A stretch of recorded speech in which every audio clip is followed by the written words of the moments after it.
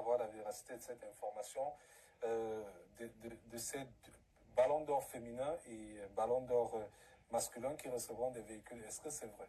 Alors, il y a une information qui a circulé sur les véhicules. Et c'est bien que vous posiez la question.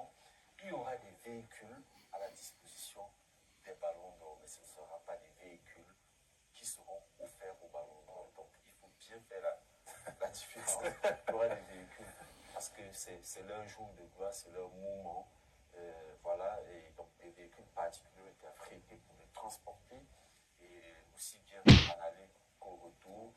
Ils seront également transportés pour leur sortie officielle tout au long de l'année qui va commencer, mais ce n'est pas des véhicules qui seront offerts au ballon d'or. Parce que le risque, parce que les gens comprendront que c'est des véhicules offerts au ballon d'or, une fois qu'ils n'auront pas ces véhicules, on dira qu'il y a une publicité mensongère. Donc ils auront des véhicules, mais pas des véhicules qui leur appartiennent. Ah, les enfants. Vous vivez tellement dans le mensonge. Comment peut-on vivre en ingurgitant autant de mensonges? Là, c'est écrit, noir sur blanc. C'est écrit noir sur blanc, là. Les assiettes aux lauréats. Les lauréats reçoivent des gratifications pécuniaires, ça veut dire l'argent. Les 2 ballons d'or vont recevoir chacun une voiture. Une starification des 2 principaux gagnants. C'est même pas ça qui est important. Mais comment pouvez-vous vivre en avalant autant de mensonges? Comment on peut vivre? Quel type de personnes, quel type de pays, quel type de peuple sommes-nous en train de construire?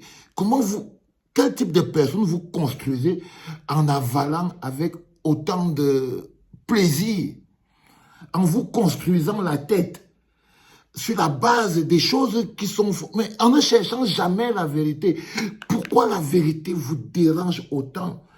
Est-ce qu'on peut construire un pays dans le mensonge?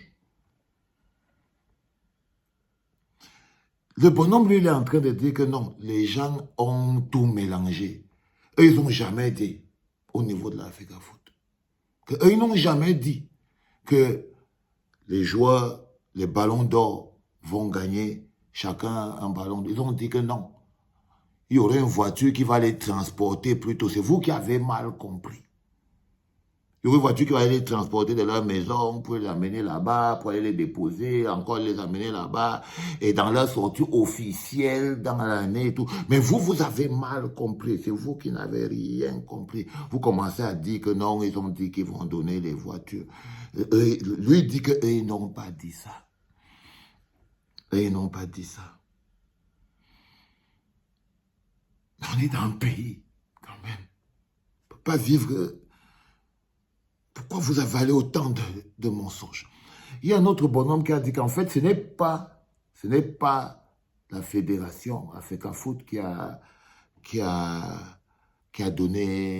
dit qu'ils vont donner les ballons. Ce n'est pas l'Africa Foot qui avait dit ça. Que c'est plutôt les sponsors qui ont dit ça. Donc, si les joueurs n'ont... Vous voyez, même là encore, c'était différent de... Non, on avait dit que les voitures, c'est pour les transporter, pour les déposer. Mais ça, ce n'est pas un problème. On vient dans la construction d'un peuple, les enfants. On construit un peuple avec la vérité. On construit un peuple, on détruit un peuple avec le mensonge. Mais quand un peuple lui-même ne veut plus la vérité. Parce que c'est ça les logiques. Quand vous êtes en amour pour vos dirigeants, quand vous êtes en amour pour vos dirigeants, quand vous n'êtes pas en train de leur demander des résultats, quand c'est l'amour pour vos dirigeants, l'amour est un sentiment compliqué. On ne le donne pas à n'importe qui. Quand on vous dit que l'amour est un sentiment puissant, c'est pour ça qu'on n'aime pas les dirigeants. Parce que dès que tu es en amour pour un dirigeant, c'est foutu. C'est foutu. Tout mensonge devient vérité.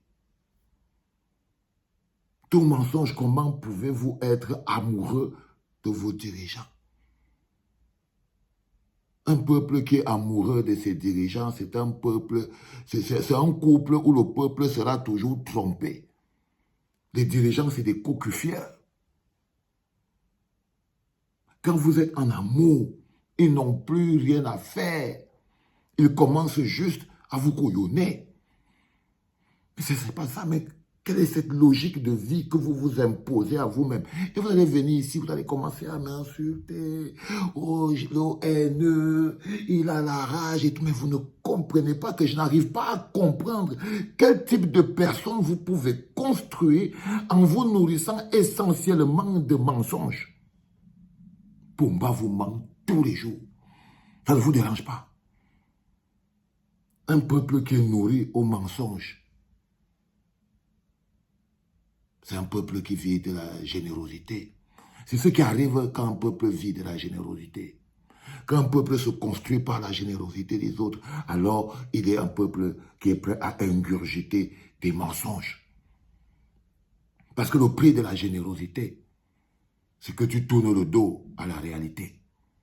Quand tu vis de la générosité, ton pire ennemi, c'est la vérité et la réalité. Écris ça, fiston. Écris ça, fiston. Que quand tu vis de la générosité, quand tu es amoureux de ton dirigeant, ton pire ennemi, c'est la vérité et la réalité. Parce que c'est l'expression toujours de la déception. Tu es déçu. Comme dans un couple où un homme ou une femme est déçu de constater qu'il a été trompé. Et tu ne veux même pas accepter. Tu préfères qu'il te mente. Et du coup, vous devenez dangereux pour le pays. Du coup, vous devenez dangereux pour le pays. Pour le pays, les enfants. Ce n'est pas une histoire laissez l'histoire que je viens de parler de la Africa Foot là. Laissez ça. Ce n'est pas la seule chose dans laquelle vous acceptez goulûment. Parce que vous vivez de la générosité. La gouvernance par la générosité a fabriqué un peuple mendiant qui vit de l'amour, qui veut démontrer de l'amour pour avoir l'attention, qui pour avoir ses droits, il devrait revendiquer ses droits. Ce qui lui revient de droit, il croit qu'il doit manifester de l'amour pour recevoir ce qui lui revient de droit. Il a perdu même de vue ses propres droits. Il n'est plus le maître de sa vie. Sa vie dépend de la générosité de l'autre et du coup de la quantité d'amour qu'il peut donner à l'autre. Et comment il manifeste la quantité d'amour qu'il donne à l'autre? En manifestant une grosse haine contre celui-là qui malheureusement a les pieds sur terre et est toujours placé devant, avec le miroir de la vérité, en lui disant « cette personne-là n'est pas ce que tu crois, désolé ». Mais il voit quoi? Qu'est-ce qui est menacé quand tu lui dis ça? D'abord, sa propre émotion personnelle. Il vit de la générosité, donc ces gens, c'est des zoros pour lui. Ils sont des petits dieux pour lui, des envoyés sur terre pour lui. Tous les mots qu'il prononce tous les jours pour avoir un franc, il a fini par croire ça lui-même. À force de dire l'envoyé de Dieu, il a fini par croire lui-même. Il devient dangereux pour le pays. Parce que si tu dis que quelqu'un l'envoie de... Pourquoi vous vivez comme ça, les gars? Pourquoi vous vivez comme ça?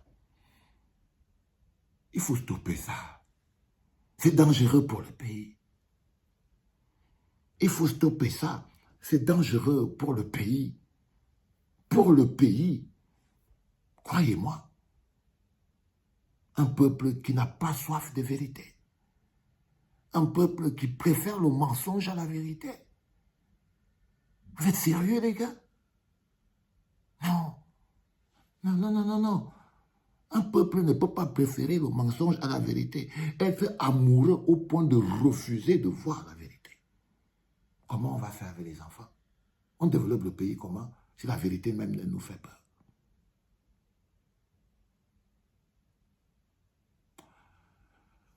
Waouh! Ça fait peur. À moi, ça me fait très peur, les enfants. C'était papa.